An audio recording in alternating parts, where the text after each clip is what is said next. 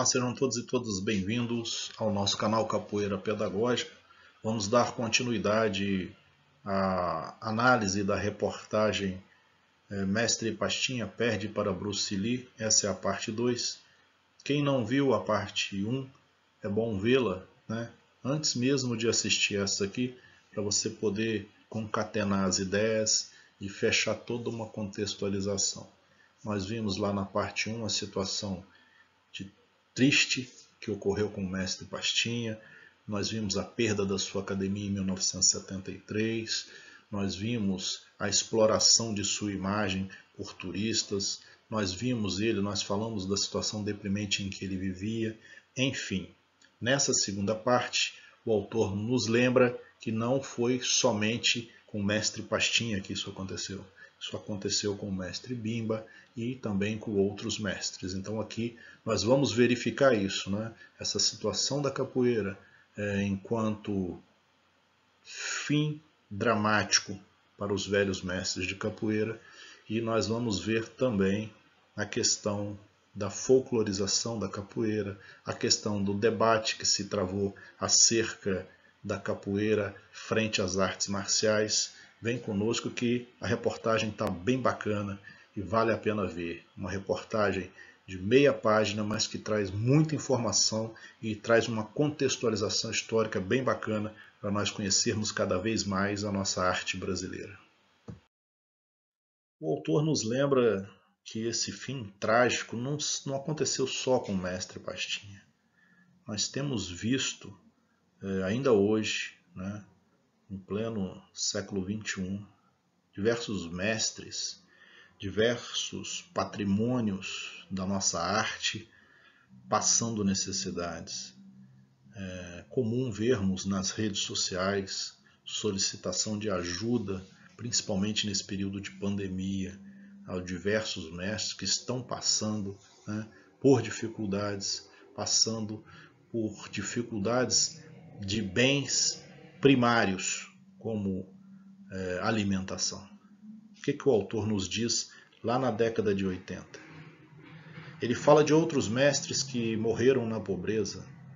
Ele cita Bimba, que morreu em 1973, em Goiás, e cita também mestre Totonho da Maré, que segundo ele morreu na pobreza igual Pastinha. Abre aspas. Mas a situação de Bimba, Pastinha e Totonho da Maré é mais o efeito do que a causa do lastimável estado a que chegou a capoeira.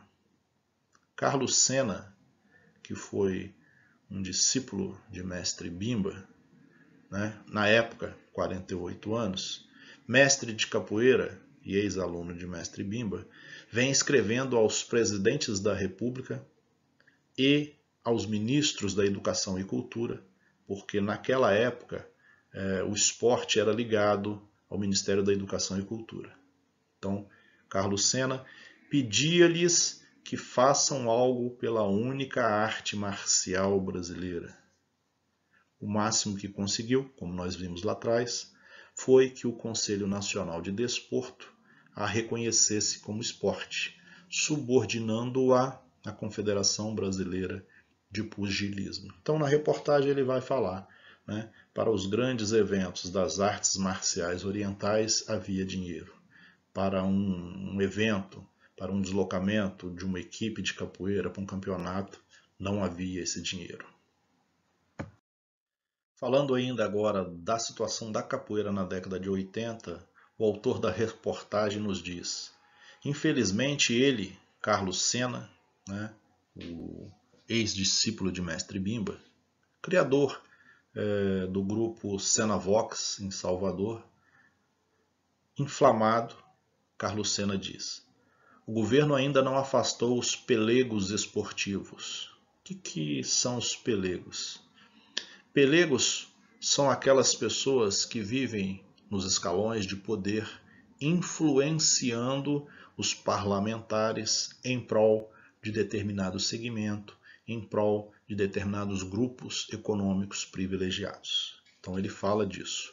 O governo ainda não afastou os pelegos esportivos.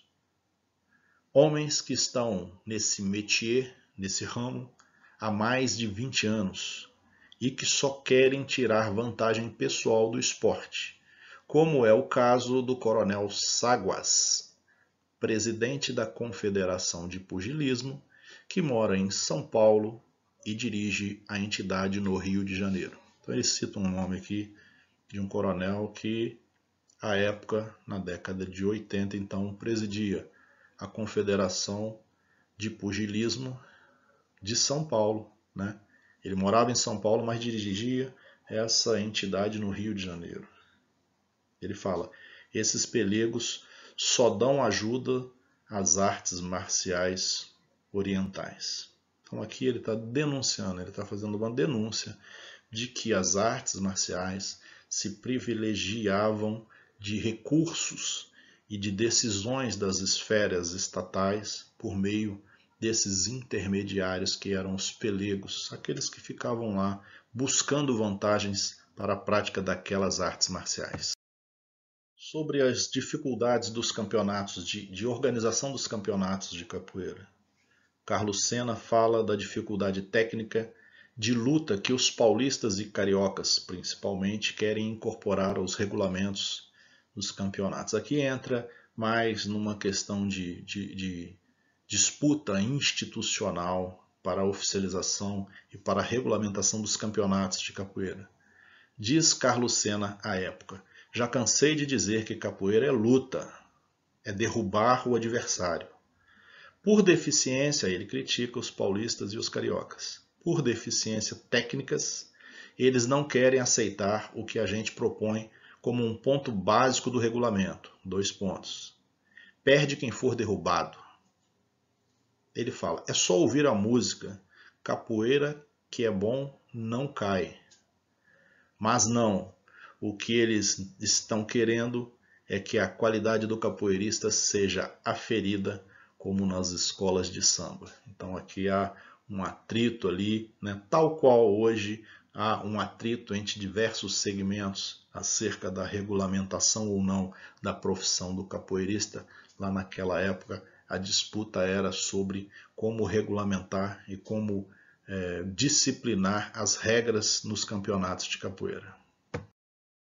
Valdeloir do Rego, um grande pesquisador da cultura afro-brasileira, das religiões afro e da capoeira, escreveu um livro famoso, um clássico da capoeira, que se chama Ensaios Etnográficos da Capoeira Angola.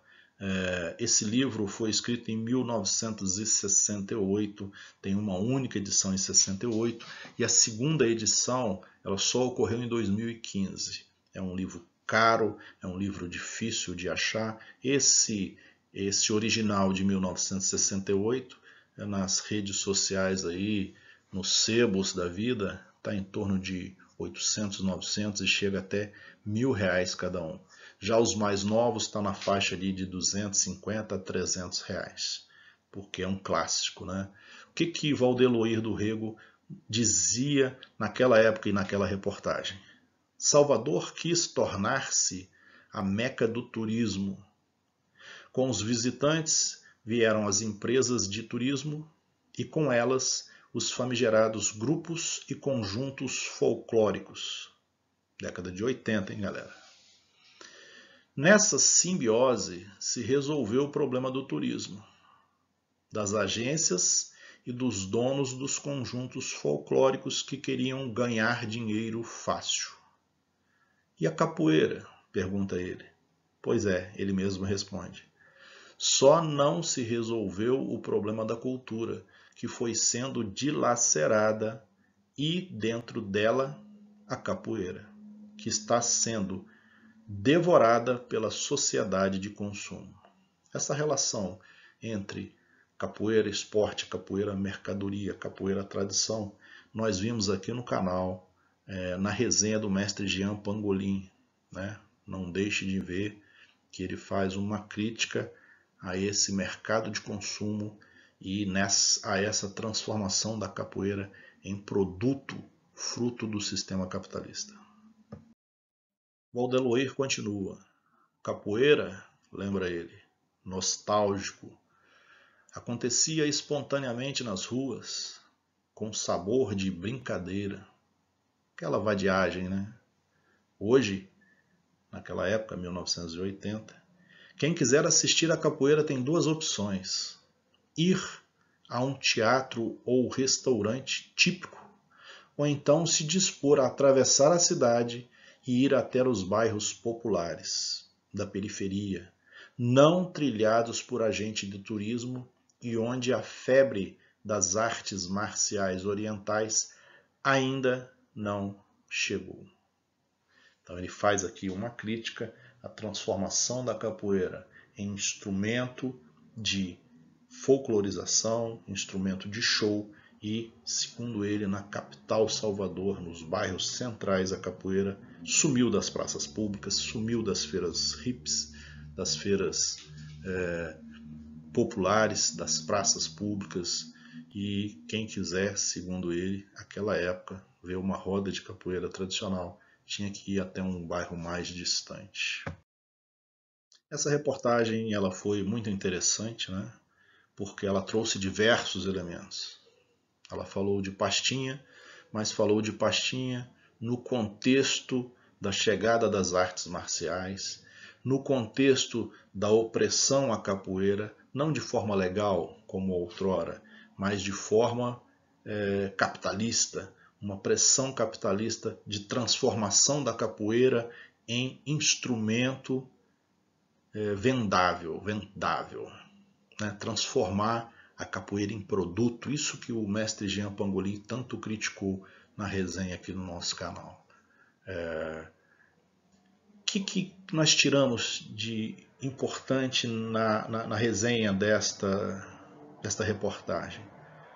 Eu trago aqui o Edmund Burke, um pensador. Ele fala: um povo que não conhece a sua história está condenado a repeti-la.